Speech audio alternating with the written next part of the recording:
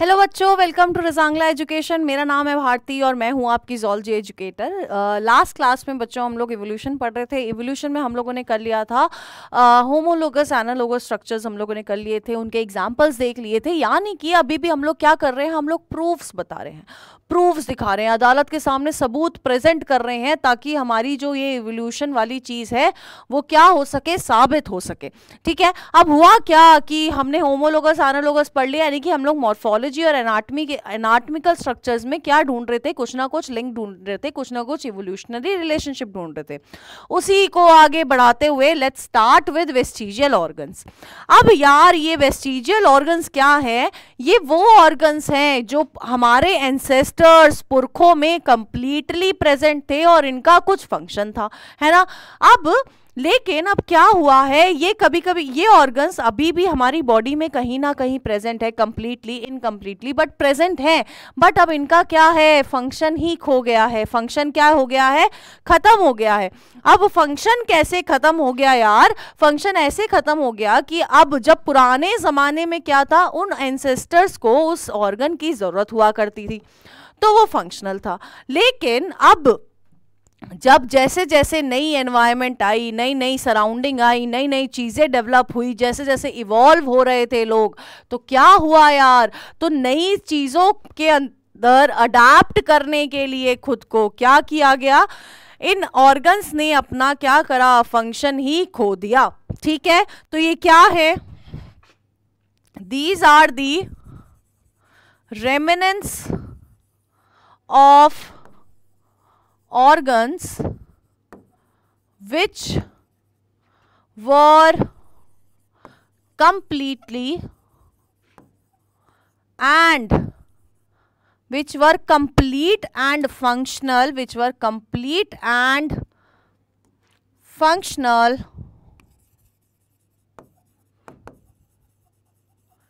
in our ancestors.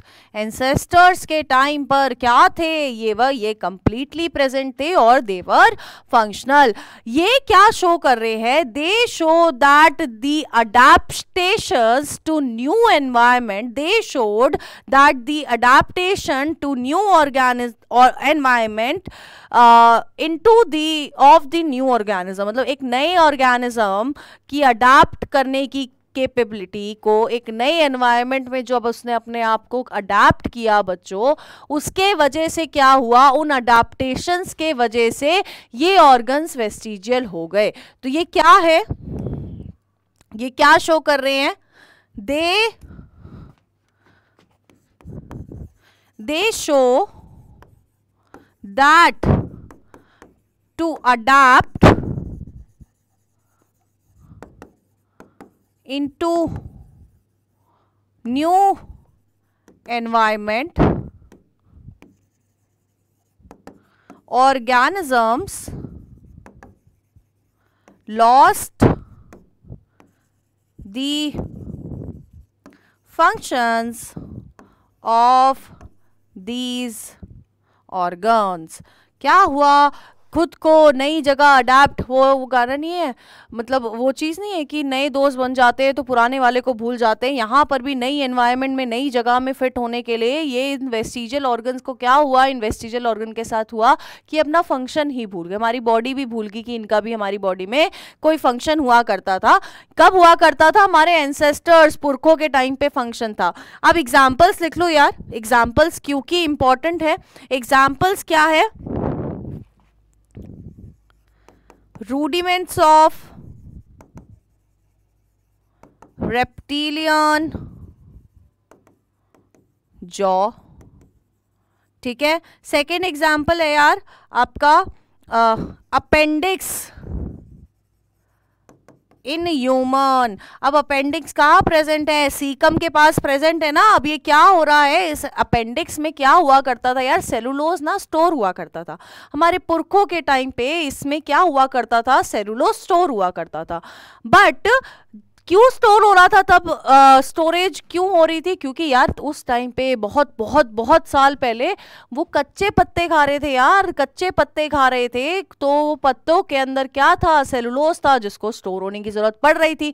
लेकिन हम लोग क्या कर रहे हैं, हम लोग स्मार्ट हैं, हम लोग क्या कर रहे हैं, हम लोग उनको पका के खा रहे हैं, तो हमें अब सेलुलोज को स्टोर करने की जरूरत नहीं पड़ रही है। तो अब हमारा जो अपेंडिक्स है दैट इज फंक्शनलेस। ठीक है, इसके अलावा विजडम टूथ, ठीक है, विजडम टूथ, ये जो आपकी अकल दाढ़ होती है ना, जिसको बोलते हैं, ऐसे बोलते नहीं कि अकल आ जाएगी, और अकल दाढ़, इसको विजडम टूथ क्यों बोला जाता है? क्योंकि आता ही है बाद में। कब आता है? जब आप बड़े हो जाते हो, तो तब आता है ये, तो इसलिए बोलते हैं कि अकल दाढ़, विजडम टूथ। ऑल्दो तुम्हारे अंदर अकल नहीं आ रही है, बट विजडम टूथ नाम रख दिया है क्योंकि बड़े होके ये दांत हमारे अंदर आता है। और एग्जाम्पल, रिड्यूस्ड टेल बोन्स। अब आपने सुना होगा ना, कभी कभी न्यूज में क्या आता है कि एक बच्चा क्या हुआ है, बच्चा पैदा हुआ है, उसकी छोटी सी टेल है ना, टेल के साथ आया, और आपकी तो है नहीं, बट हमारे एंसेस्टर्स में तो हुआ करती थी, तो ये टेल बोन क्या हुई है? छोटी हो गई है। ठीक है, तो ये सारे एग्जाम्पल्स किसके हैं बच्चों? ये सारे एग्जाम्पल्स हैं आपके वेस्टिजियल ऑर्गन्स के। ठीक है, अब हम लोग नेक्स्ट पे आते हैं। नेक्स्ट क्या है हमारा? नेक्स्ट है कनेक्टिंग लिंक्स। Connecting links. अब बच्चों, जब हम लोग कनेक्टिंग लिंक्स की बात करते हैं, हम ऑलरेडी ये टर्म पढ़ चुके हैं, अगर आप लेक्चर्स देख रहे हो तो। कनेक्टिंग लिंक्स क्या है? एक ऐसा ऑर्गेनिज्म जो जिसके अंदर दो ग्रुप्स की कैरेक्टरिस्टिक हो, है ना, मतलब कुछ ऐसा भी हो, कुछ ऐसा भी हो। फॉर एग्जांपल आर्कियोप्टेरिक्स पढ़ा था। आर्कियोप्टेरिक्स जब हम लोगों ने पढ़ा था, तो वो जो आर्कियोप्टेरिक्स थी उसमें अंदर क्या था? उसके अंदर यार, उसके अंदर बर्ड लाइक कैरेक्टरिस्टिक्स भी थे। तो ऐसे ऑर्गेनिजम्स की यहाँ पर हम लोग बात करेंगे जो दो ग्रुप्स को, दो क्लासेस को, दो फाइलम्स को क्या कर रही है? कनेक्ट कर रही है। तो for example euglena. Euglena, euglena क्या है? युगलीना में कुछ प्लांट लाइक कैरेक्टरिस्टिक्स है और कुछ एनिमल लाइक कैरेक्टरिस्टिक है। तो ये क्या है? This euglena, this euglena is the connecting link between plants and animals. ठीक है, क्लियर है। नेक्स्ट हो गया बच्चों हमारा नियोप्लाइना। क्या है? नियोप्लाइना। ये कनेक्टिंग लिंक है between Annelida and Mollusca.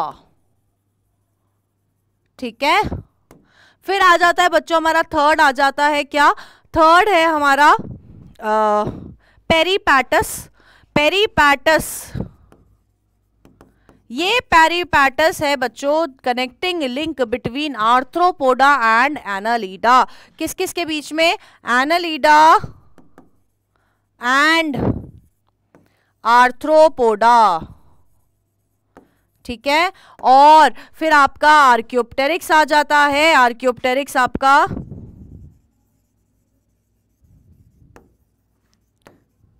Reptilia and Aves. Aves क्या थी? बर्ड्स। फिर आपका आ जाता है यार एग लेइंग मैमल्स। कौन कौन से होते हैं? आपका एक तो प्लैटिपस हो गया, आपका एंट ईटिंग हो गया, है ना। ये सारे क्या है? ये सारे एग लेइंग मैमल्स है। और एग लेइंग मैमल्स क्या है? कनेक्टिंग लिंक है बिटवीन रेप्टाइल्स एंड मैमल्स।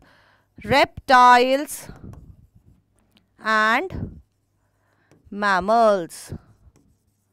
ठीक है, तो ये सारा क्या एग्जाम्पल्स हो गए? ये सारे एग्जाम्पल्स हो गए कनेक्टिंग लिंक के, यानी कि दो अलग अलग ग्रुप्स के बीच में क्या शो कर रहे हैं? कनेक्शन शो कर रहे हैं कि यार कहीं ना कहीं ये चीज़ इससे इवॉल्व हुई है ना, ये चीज़ इससे इवॉल्व हुई है, ये हम लोग इसको देख के कह सकते हैं। ठीक है, अब नेक्स्ट है बच्चों अटैविज्म। ये क्या है? है ना, बड़ा अनोखा सा वर्ड लग रहा है अटैविज्म, ये है क्या? तो बच्चों जब हम लोग अटैविज्म की बात करते हैं, ये क्या है? This refers to the reappearance of certain ancestral characters which had either disappeared और रिड्यूस्ड।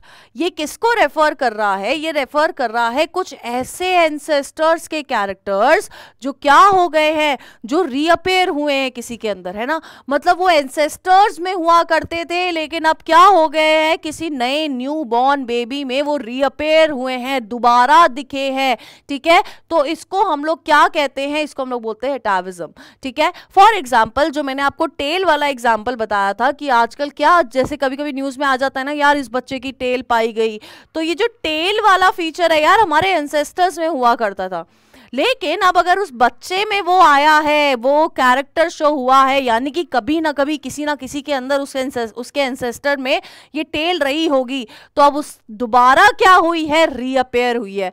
तो इस रीअपेयरेंस को, एक ऐसे कैरेक्टर के रीअपेयरेंस को जो कभी खत्म हो चुका होगा या क्या हुआ होगा, रिड्यूस हो गया होगा, तो इसको क्या बोलते हैं? हम लोग बोलते हैं अटैविज्म, ठीक है। क्लियर है? तो इसका हम लोग लिख लेते हैं, अटैविज्म क्या है?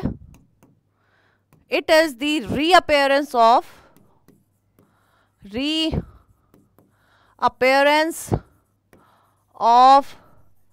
certain ancestral characters which were either reduced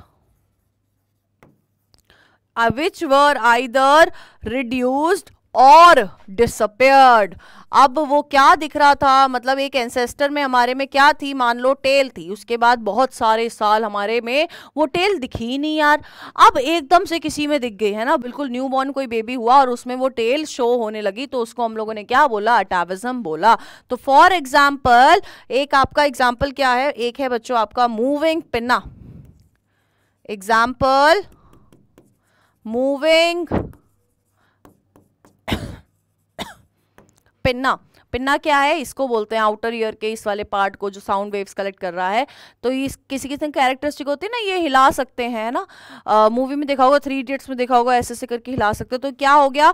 moving pinna. Second आगे आपको बच्चों शॉर्ट टेल, इतनी देर से जो चीख चीख के एग्जाम्पल में बता रही हूँ, तो सेकेंड एग्जाम्पल आ गया बच्चों आपका शॉर्ट टेल का। और आपने किसी में देखा होगा जो हमारे पास 4 अलग अलग तरह के टीथ होते हैं ना, तो आपका जो कैनाइन टीथ है वो थोड़ा सा नुकीला होता है और किसी किसी में वो नुकीला बहुत ज्यादा होता है, यानी कि वो बहुत ग्रेटली डेवलप्ड है।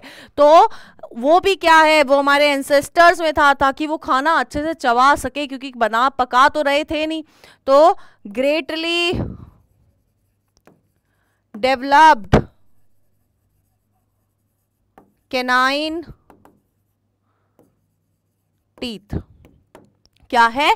Greatly developed canine teeth. अब ऐसा नहीं है कि ये सिर्फ एनिमल्स में दिखा है अटैविज्म, ये ना आपको प्लांट्स में भी देखने को मिलेगा। फॉर एग्जाम्पल, पिटियोल क्या था? विंग्ड पिटियोल इन सिट्रस। सिट्रस फैमिली में ये जो पिटियोल था, फॉर एग्जाम्पल, ये एक मिनट, ये क्या है? लीफ थी। तो ये पिटियोल वाला पोर्शन है यहाँ पर, इस पोर्शन पे यहाँ पर क्या दिखाता है, ऐसे करके स्ट्रक्चर्स दिख जाते हैं, जिसके वजह से हम लोग क्या बोलते हैं? These were the winged petiole in citrus. और ये एंसेस्टर्स में हुआ करते थे, अब नहीं प्रेजेंट है, बट कभी कभी किसी ना किसी सिट्रस फ्लावर में क्या होता है, ये हमें दिख जाते हैं। और जब ये दिखते हैं तो हम लोग कह सकते हैं कि क्या हुआ है? अटैविज्म हुआ है। क्लियर है बच्चों? क्लियर है? तो यहां पर बच्चों आपके खत्म हो गए हैं क्या? मॉर्फोलॉजिकल और एनाटॉमिकल एविडेंसेस, ठीक है। बट अभी तक सिर्फ 2 प्रूफ खत्म हुए हैं, है ना। उन प्रूफ में बहुत बहुत ज्यादा है, 2 उस ग्रुप में बहुत सारे एविडेंसेस है, बट अदालत यार मान ही नहीं रही है, वो बोल रही है और 2 प्रूफ लेके आओ। तो आज अभी हम लोग एक प्रूफ के बारे में बात करेंगे, जिसका नाम है एम्ब्रायोलॉजिकल एविडेंसेस। किसके बारे में बात करेंगे? एम्ब्रायोलॉजिकल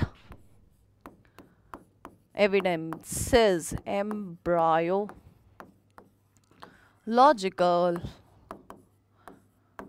एविडेंसेस। डेंसिस। ठीक है, क्लियर है? ओके। अब एम्ब्रियो क्या है यार, ये तो सबको पता है ना, सबको पता है, सबको पता है, ह्यूमन रिप्रोडक्शन पढ़ चुके हैं हम लोग।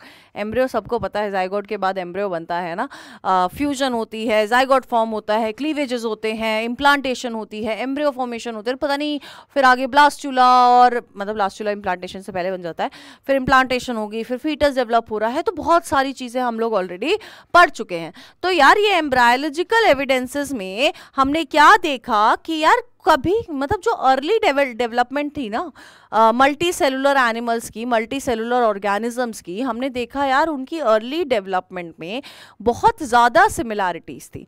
तो पहली चीज़ हमने क्या बोली, हमने बोली यार पहला प्रूफ क्या था, सिमिलैरिटी इन अर्ली डेवलपमेंट। ठीक है, हमने क्या बोला, सिमिलैरिटी बिटवीन अर्ली डेवलपमेंट। अब ये कैसे हो रहा है एक बार मैं बता देती हूँ आपको। अब आपने रिप्रोडक्शन वाला चैप्टर पढ़ा है ना? क्या बोल रहे हो, नहीं पढ़ा है? नहीं पढ़ा है तो पढ़ लेना, प्लेलिस्ट में अवेलेबल है, पूरा ह्यूमन रिप्रोडक्शन करवा दिया गया है। तो यार ये सिमिलैरिटी कैसे हो रही है, देखो सारे जो मल्टी सेलुलर ऑर्गेनिजम्स थे, सारे जो मल्टी सेलुलर ऑर्गेनिजम्स थे, अगर मैं एनिमल्स की बात करूं तो क्या हो रहा था, दोनों गैमीट्स मिलके क्या बना रहे थे, फ्यूजन कर रहे थे। फ्यूजन से क्या हो रहा था, जाइगोट बन रहा था। उस जाइगोट ने क्या बनाया, मोरुला बनाया। फिर वो जाइगोट मोरुला क्या बनाएगा, ब्लास्टोसिस्ट बनाएगा, ब्लास्टुला बनाएगा। वो ब्लास्टुला क्या है, एक हॉलो स्ट्रक्चर है। फिर वो ब्लास्टुला आगे जाके गैस्ट्रुला बनाएगा। वो गैस्ट्रुला में क्या होगा, मतलब जर्म लेयर्स बनती है गैस्ट्रुलेशन में, है ना, एक्टोडर्म, एंडोडर्म, मीजोडर्म। अब या तो वो ऑर्गेनिज्म डिप्लोब्लास्टिक होंगे या वो ट्रिप्लोब्लास्टिक होंगे। अगर डिप्लोब्लास्टिक है यानी कि मीजोडर्म गायब है, अगर ट्रिप्लोब्लास्टिक है यानी कि मीजोडर्म प्रेजेंट है।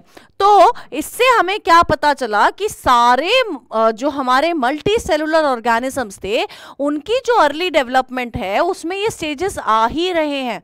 क्या आ रहा है, जाइगोट आ रहा है यार, जाइगोट के बिना कुछ चल नहीं रहा है। जाइगोट आ रहा है, हमारा मोरुला आ रहा है, ब्लास्टोसिस्ट आ रहा है, और क्या आ रहा है, हमारा गैस्ट्रुला आ रहा है। ये सारे मल्टी सेलुलर एनिमल्स के अंदर यार सारे स्टेजेस आ रहे हैं, यानी कि कुछ ना कुछ तो सिमिलैरिटी रही होगी जिसके वजह से क्या हो रहा है, ये सारी जो ये सारे स्टेजेस है वो क्या है, सिमिलर है।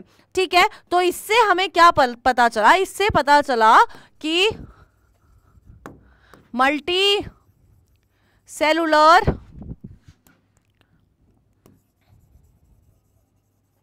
organisms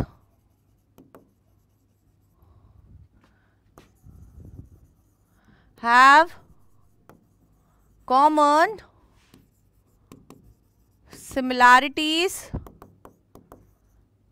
in their initial stages of development। ठीक है, ये हमें पता चल गया। ठीक है यार, zygote, morula, blastula, gastrula, germ layer सब पता चल गया हमें। फिर हमने बोला अभी भी प्रूफ कम है ना, हमने बोला कि अभी भी प्रूफ की कमी है, अब हमें और चाहिए। तो हमने क्या देखा, हमने सारे वर्टिब्रेट के एम्ब्रियोस को कंपेयर करके देखा, है ना। मतलब ऐसे करके हम बैठे और बैठने के बाद हमने क्या देखा कि सारे वर्टिब्रेट एम्ब्रियोस जो हैं वो क्या है, वो बिल्कुल सिमिलर सिमिलर सिमिलर सिमिलर है। अब अगर वो यार वो सिमिलर थे या वो सिमिलर हैं तो कुछ ना कुछ लिंक तो रहा होगा। अब अगर कुछ ना कुछ लिंक रहा होगा तो हम लोग उस लिंक के बारे में देख लेते हैं। तो हमारा जो सेकंड वाला है यार, सेकंड क्या है, resemblance among vertebrate embryos. Resemblance among vertebrate embryo. ठीक है, वर्टिब्रेट्स के एम्ब्रियो को क्या किया गया, स्टडी करा गया। अब जब हम लोगों ने वर्टिब्रेट्स के एम्ब्रियो को स्टडी करा तो हमें पता चला कि क्या हो रहा था। फॉर एग्जाम्पल जो हमारे फिशेस थी, ठीक है, फिशेस थी, सैलमेंडर था, सैलमेंडर फ्रॉग का एक पार्ट, एक तरह का फ्रॉग है। फिश थी, सैलमेंडर था, टॉर्टॉइस था, चिक था और मैन, है ना। फिश, सैलमेंडर, चिक, टॉर्टोइस और मैन, जब हम लोगों ने इनके एम्ब्रियो को देखा तो हमने क्या देखा कि ये एम्ब्रियो एक दूसरे को रिजेंबल कर रहे थे। ये पांचों चीजों के एम्ब्रियो क्या कर रहे थे, एक दूसरे को रिजेंबल कर रहे थे। अब रिजेंबलेंस कैसे थी, क्योंकि इनके अंदर कुछ स्ट्रक्चर्स क्या थे, सिमिलर थे। क्या थे, कुछ स्ट्रक्चर सिमिलर थे। For example gill slits, Gill slit starting में सब में पाई गई, लेकिन रिटेन में किस में हुई है, फिशेस में हुई है, बाकी सब में नहीं हुई है। तो क्या पाया गया कि यह स्ट्रक्चर तो सिमिलर थे, फॉर एग्जाम्पल गिल स्लिट्स, यानी कि जो कुछ ना कुछ तो लिंक था, कुछ ना कुछ तो कनेक्टिंग लिंक था, कुछ ना कुछ चीज ऐसी थी जो ये बता रही थी कि ये सारी चीजें क्या हुई है, एक दूसरे से कनेक्टेड है, एक दूसरे से कहीं ना कहीं क्या हुई है, इवॉल्व हुई है। तो हमें क्या पता चला, हमने देखा कि फिशेस, सैलमेंडर,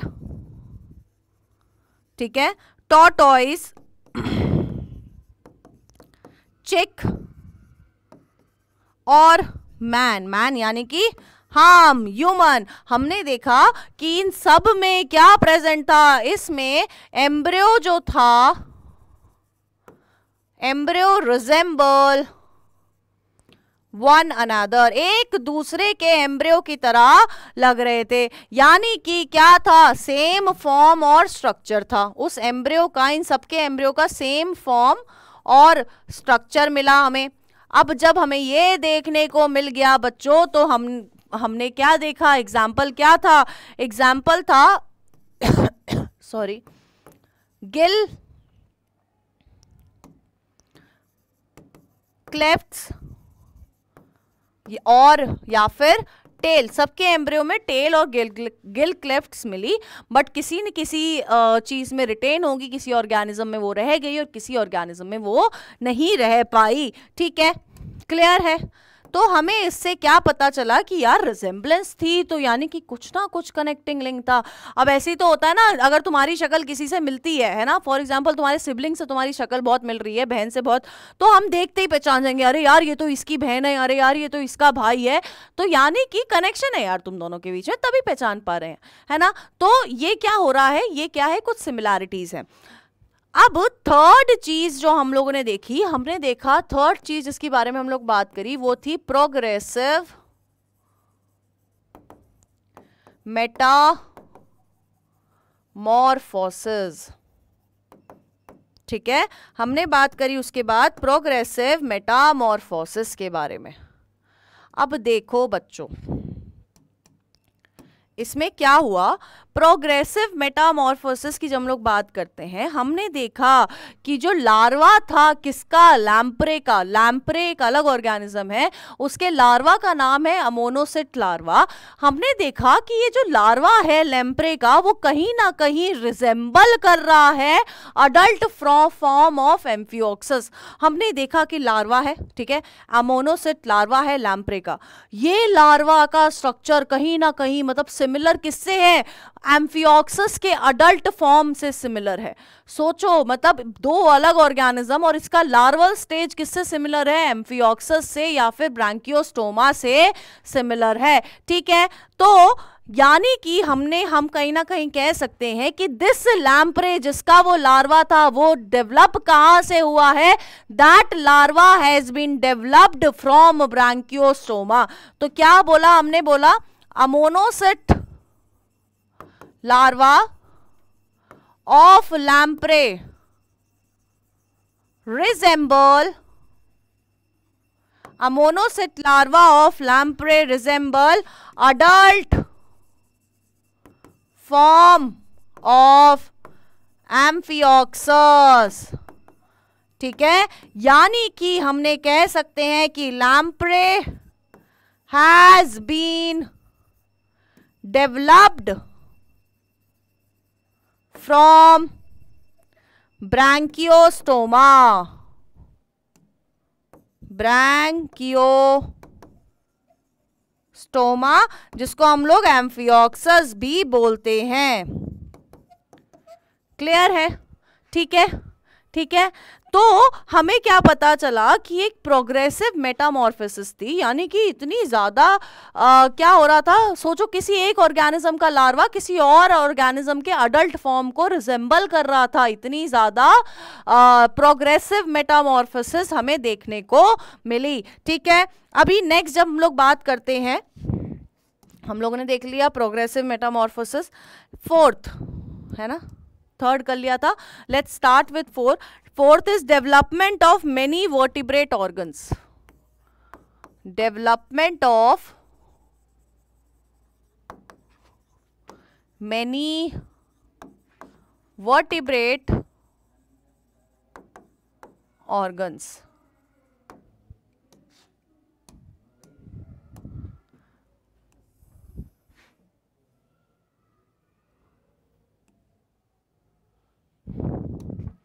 अब यार हो क्या गया, हो क्या रहा था, हम लोग किस चीज के बारे में बात कर रहे हैं, हम लोग बात कर रहे हैं एम्ब्रियोलॉजिकल एविडेंसेस की। ये क्या कर रहा था, ये जो डेवलपमेंट हमने देखी वेरियस वर्टिब्रेट ऑर्गन्स की, इससे हमें क्या पता चला कि कहीं ना कहीं एक कॉमन एंसेस्ट्री हमें देखने को मिली है ना कहीं यार, कोई ना कोई लिंक था, कोई ना कोई कॉमन ओरिजिन रहा होगा, तभी बहुत सारी चीजें क्या थी एम्ब्रियोलॉजिकल में, एम्ब्रायो में क्या थी, सिमिलर थी। अब हो फॉर एग्जाम्पल जो आपका हार्ट है ना, हार्ट ऑफ मैमल और जो बर्ड है, जब लोग एम्ब्रियो में वो बनना शुरू होता है यार, वो कैसे, पहले क्या होता है, वो पहले 2 चेम्बर्ड होता है। अब जब वो 2 चेम्बर्ड होता है बच्चों, तो क्या हो रहा है वहां पर, यानी कि वो हार्ट किसको रिप्रेजेंट कर रहा है, वो रिप्रेजेंट कर रहा है आपके पाइसेस के हार्ट को, मछलियों का हार्ट तो 2 चेम्बर्ड ही है ना। तो आपका जब मैमल्स और बर्ड्स का जब एम्ब्रियो डेवलपमेंट हो रहा है, हार्ट का डेवलपमेंट हो रहा है, तो उस एम्ब्रियो में एक ऐसी स्टेज आ रही है, एक ऐसी चीज आ रही है, एक ऐसी स्टेज आ रही है जो पाइसेस को रिप्रेजेंट कर रही है, यानी कि 2 चेम्बर्ड हार्ट। फिर वो हार्ट में क्या हुआ, सेप्टा क्रिएट हुआ, वो सेप्टा क्रिएट होने की वजह से क्या हुआ, 3 चेम्बर्ड हार्ट बना, किसमें, मैमल्स और बर्ड्स में। 3 चेम्बर्ड हार्ट किसको रिप्रेजेंट करता है, रेप्टाइल्स को रिप्रेजेंट करता है और एम्फीबियंस को रिप्रेजेंट करता है। फिर एट दी एंड क्या हुआ, एट दी एंड क्या बना, 4 चेम्बर्ड हार्ट की फॉर्मेशन हुई। अब जब बच्चों 4 चेम्बर्ड हार्ट की फॉर्मेशन हुई, तो हमने क्या देखा कि कहीं ना कहीं ये जो मैमल्स और बर्ड्स का हार्ट है वो रिजेंबल करता हुआ आ रहा है, किसको, पाइसेस को भी रिप्रेजेंट कर दिया, ठीक है, एम्फीबियंस को भी रिप्रेजेंट कर दिया और रेप्टाइल्स को भी रिप्रेजेंट कर दिया। जब सबको रिप्रेजेंट कर दिया, तो यानी कि कहीं ना कहीं कॉमन लिंक या कॉमन एंसेस्ट्री हमें शो हुई यहां पर। तो देखो, this indicates common ancestry as well as evolution, ठीक है, this represent common ancestry as well as evolution. और हम लोगों ने किसका एग्जाम्पल लिया है, एग्जाम्पल यहां पर यार हो जाता है आपका हार्ट, ब्रेन एंड किडनीज। आपने पढ़ा होगा एनिमल किंगडम में प्रोनेफ्रॉज, मेटानेफ्रॉज, मीजोनेफ्रॉज। तो किडनी भी ऐसी स्टेजेस शो करती हैं जो आपकी पाइसेस, अगर हम लोग मैमल्स की किडनी की बात करें तो वो पाइसेस को भी रिप्रेजेंट करती हुई आती है, वो एम्फीबियंस को भी, वो रेप्टाइल्स को भी और वो एप्स को भी रिप्रेजेंट करती है। ठीक है, क्लियर है। अब इसका लास्ट पार्ट हम लोग पढ़ लेते हैं यार, that is biogenetic law. Fifth was biogenetic law.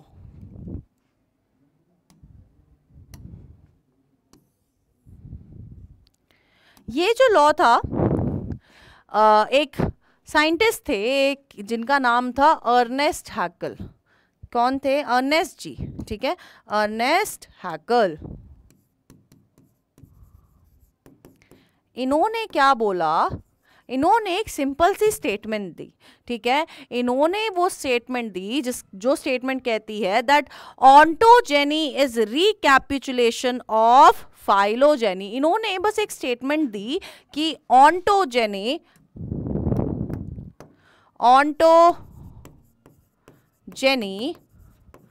Is recapitulation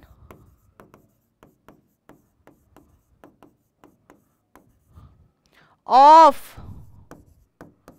phylogeny. अब इसका मतलब क्या था बच्चों, है इन्होंने इससे ये बताने की कोशिश करी, ऑन्टोजेनी पहले तो रेफर करता है डेवलपमेंट ऑफ एम्ब्रियो को, ठीक है, ये भी लिख दो। Ontogeny refers to development of embryo, ठीक है। Phylogeny represent ancestral sequence, phylogeny represent ancestral sequence, ठीक है। और रिकैपिचुलेशन की अगर हम लोग बात करें तो ये रिप्रेजेंट करता है डेवलपमेंट ऑफ एम्ब्रियो या फिर development of organs followed by the evolutionary history of organism. ये किसको रिप्रेजेंट कर रहा है, it represent development of embryo followed by the evolutionary history, ठीक है, क्लियर है, ओके। अब बोला क्या गया, बोला ये कि जब एम्ब्रायनिक डेवलपमेंट हमने देखी, वर्टिब्रेट्स की जब हम लोगों ने एम्ब्रायनिक डेवलपमेंट देखी तो हमने देखा कि कुछ स्टेजेस क्या थी, कॉमन थी इन वर्टिब्रेट्स। वर्टिब्रेट्स में कुछ वो क्या थी, स्टेजेस क्या थी, कॉमन थी, सारे वर्टिब्रेट्स में वो स्टेजेस आ रही थी। फॉर एग्जाम्पल गिल स्लिट्स सब में आ रहा था, कहाँ प्रेजेंट था, बिहाइंड दी हेड ये आपकी गिल स्लिट्स प्रेजेंट थी। लेकिन ये गिल स्लिट्स किस में रह गई, फिशेस में रह गई, उनको जरूरत थी। लेकिन बाकी सारे वर्टिब्रेट्स में, रेप्टाइल्स, एम्फीबियंस, एव्स और मैमल्स में इनकी जरूरत नहीं थी, तो क्या कर गई, डिजनरेट कर गई और हमें इनकी जरूरत नहीं पड़ी। बट फिशेस में है और हमारे एम्ब्रियो स्टेजेस में भी थी। तो इससे हमें क्या पता चला कि जो आपकी एम्ब्रायनिक डेवलपमेंट का सीक्वेंस था इन डिफरेंट वर्टिब्रेट्स वो कहीं ना कहीं सिमिलर था। तो सेम चीज अर्नेस्ट हैकल जी ने इस लाइन में बोल दी कि दैट ऑन्टोजेनी यानी कि development of embryo is followed by the evolutionary history of this sequence of ancestor, यानी कि ontogeny is recapitulation of phylogeny. Example आपको इसमें गिल स्लिट्स वाला याद रखना है, बहुत बार एक्सप्लेन कर चुकी हूं। गिल स्लिट्स क्या था, एम्ब्रियो पे प्रेजेंट इन ऑल वर्टिब्रेट्स, सारे वर्टिब्रेट्स पे ये प्रेजेंट था। बट अडल्ट में ओनली फंक्शनल इन फिशेस, ठीक है, क्लियर है। तो बच्चों यहां पर हमारा ये एम्ब्रायोलॉजिकल एविडेंसेस क्या होते हैं, खत्म होते हैं, ठीक है। नेक्स्ट आपका बायोजियोग्राफिकल एविडेंसेस है, 5 मिनट का या 10 मिनट का टॉपिक है यार, वो 10 मिनट का टॉपिक है, तो हम लोग नेक्स्ट क्लास में करेंगे with artificial selection and natural selection, ठीक है। तो तब तक यार ये एविडेंसेस ऑलमोस्ट कंप्लीट हो चुके हैं, तो आप प्लीज प्लीज प्लीज इनको पढ़ लो, ठीक है, रिवाइज करते रहो, नोट्स भी आपको मिल जाएंगे। तो आपको क्या करना है, बस रिवाइज करना है, अच्छे से पढ़ना है, क्योंकि बोर्ड्स में भी टाइम नहीं है और नीट में भी टाइम नहीं है। तो आपको क्या करना है, पढ़ाई पढ़ाई पढ़ाई और पढ़ाई, ठीक है बच्चों। चलो बच्चों मिलते हैं नेक्स्ट क्लास में, बाय बच्चों।